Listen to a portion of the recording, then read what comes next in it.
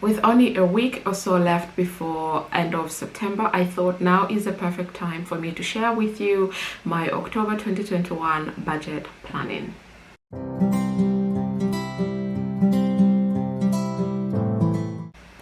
Hey guys, welcome to Budget with a July Dreamer. My name is Miranda, and on this channel I share all things personal finance, specifically sharing tips on how to save, how to invest, as well as how to budget. If these topics interest you, then please hit that like button as well as subscribe to my channel if you haven't already. So as I mentioned in today's video, I will be sharing with you my October 2021 budget planning. Before we get into me sharing the tracker and showing you all the numbers, I wanted to share with you my goals for the month of October. So my first goal for the month of October is to save £1,000 towards my emergency fund. For those of you who've already watched my Transfer Tuesday video, my latest one, you will know that I have a goal to save £10,000 before the end of the year, and this month, September, I reached £8,000. So I'm 80% there, only £2,000 left, and I'm very excited about that. Then my second goal for October is to use my cashback credit card for variable spending, but this won't include my extra mortgage repayment. So for everything else like food, fuel, eating out, and what have you, I'm going to start using my cashback credit card for that spending, and then the money that I have ready, I'll be moving that over to the credit card immediately after payment. And then the next thing I have is to budget for a birthday. So it's my dad's birthday in October, so I'm budgeting for that as well. I mean, I've already done it, but including it as part of the October budget. Then I'm also going to be budgeting for the trip that I have in November. I'm very excited about this trip. So much is going on in the background, and I cannot wait to share with you where I'll be going. I think in a few of my videos I've mentioned it already, but I'm gonna keep it zipped for now until after my trip. Then my final goal for October is to start buying Christmas presents. So yes, I said it, I said the C word. I am going to start buying Christmas presents. I do have about £150 saved in my Christmas sinking fund, so I'm gonna start using that to purchase some presents for my niece, my nephew, and my parents. So yes, those are the goals that I have for the month of October. Now I'm going to be looking over here because this is where my laptop is, and I'll be walking you through my budgeting for the month of October, what I'm planning to spend. And so if you're interested in purchasing the tracker that I am sharing, then please use the link in the description of this video. Every video actually on my channel has the link to these trackers if you're interested. I sell them on Etsy. So let's start the screen record and move over there. I'll shrink myself to the corner. So yeah, starting off with the income section. So with the income section, I have mentioned a number of times that I have decided to hide the sources of my income, so where I'm making this money from. There's nothing shady about it, it's just for privacy reasons, so I'm hiding that. But I do share with you how much I'm planning to work with for the month. So I'm planning to work with $4,500 for the month of October. And then you see here in my actual, there's £1,000 because I always have £1,000 in my account as my buffer. So moving over to savings, so I call this section my pay yourself first section. So for me, pay yourself means putting in my savings, putting in my investment, and also planning a month ahead. So for my savings, I am planning to save £1,000. So I mentioned this as part of my goal, but normally this £1,000 is also allocated towards my travel fund as well as my fund, but for the month of October it's all going to my emergency fund. So that's what I'm planning. Then for my investment contributions, I'm planning to add £500. This is my usual amount. Sometimes it's more, sometimes, well, never less, but it's definitely £500 or more. Then I don't budget anything for my month ahead, purely because I do have the money, the £1,000 as a buffer, but I don't add that to this budget because I use that to pay for the next month's bills, and then for the next month when I get paid, I replenish the buffer. So that's how it works for me. So for pay yourself first, I'm planning to spend $1,500. I'm sorry that my voice is going a little bit. It is 8:34 in the morning. I still haven't had a sip of my coffee, but we move, YouTubing and doing a 9 to 5. it's life. And then so I'm gonna move over now to my fixed expenses. So for my fixed expenses, I'm not really gonna go through every single one of these because I think you've seen them many times before since I started doing my budgeting on YouTube. But what I do just want to highlight is the fact that I have moved my mobile from variable expenditures to fixed expenses, because I realized my mobile is not really a variable expense.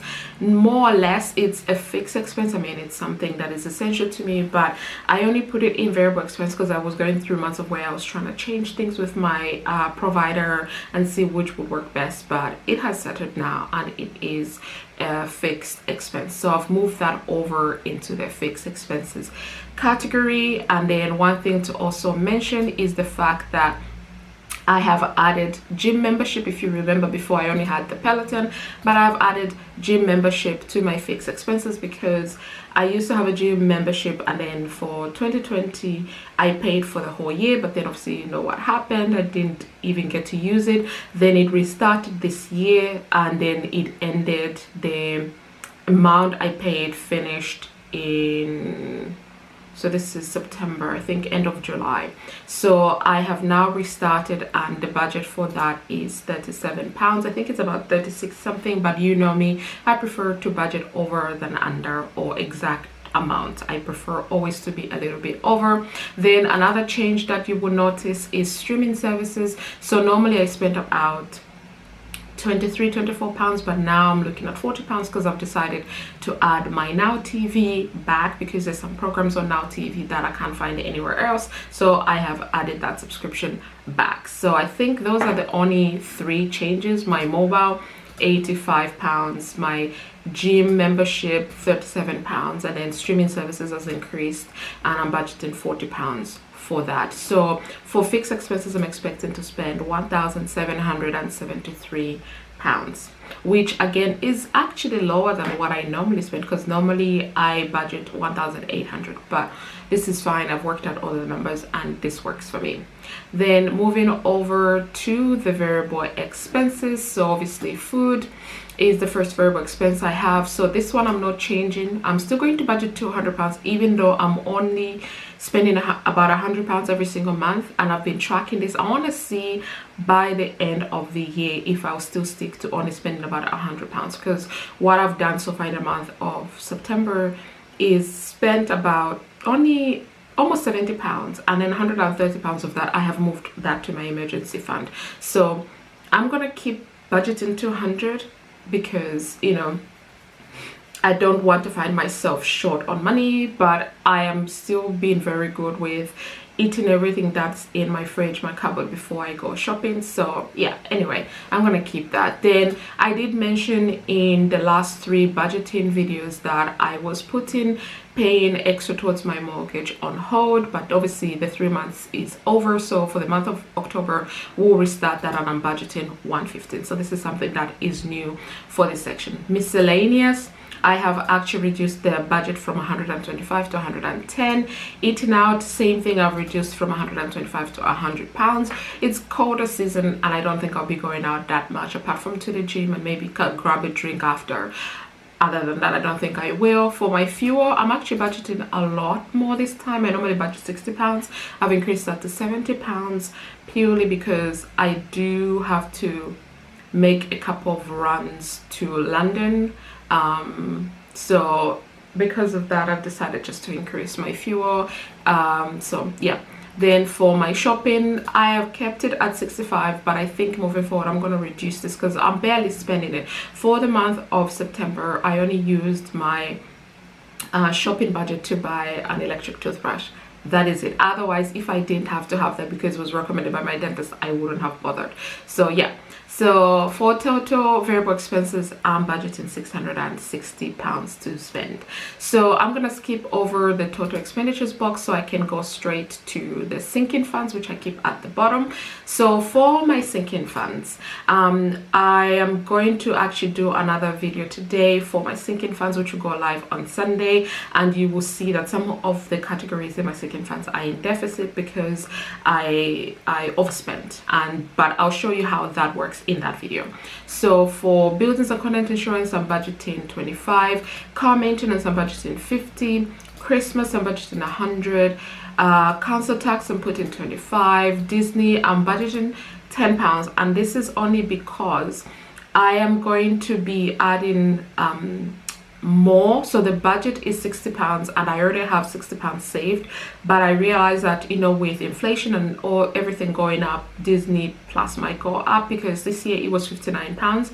I'm not sure if it'll be at exactly £60 next year or it's going to be a bit more. So I'm going to add another £10 just to make it £70 to cover myself for that. Then gifts, I'm going to add 75. This is one of the categories that I'm in deficit in, and I'll share that in the sinking funds video, sinking fund update video. Holiday, I'm going to put £80. Emergency insurance, 25. Home maintenance, I'm planning 75.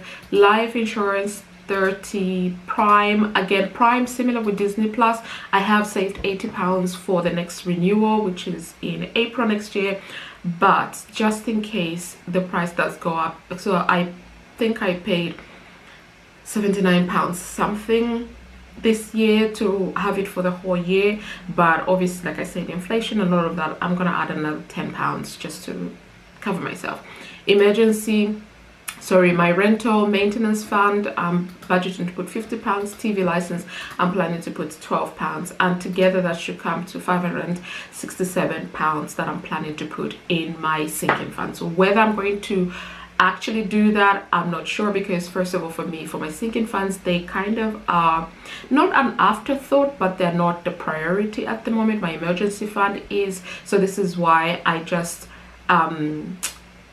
put money in the ones that I need to put money in. I haven't put anything in the starting balance, and you will see that when I close out the October budget, purely because the month has not ended yet. We still have about 7-8 days left in September, so I'm just gonna wait a bit and see if there's any expenses. I don't think I will be doing any more expenses from my sinking funds, but you never know. So this is why there's nothing in here, but I'll populate this when I close my budget for September. Then going over to back to total expenditure, so my savings, I'm planning to put 1,500. Fixed expenses, 1,773. Variable expenses, 660. Sinking funds, 567. So all that adds up to 4,500, and this is my zero-based budget. So this is how I do my zero-based budget. And yeah, so thank you so much for watching my video. If you enjoyed it, please hit that like button. If you haven't subscribed, then please hit that subscribe button as well, and I'll see you in my next video.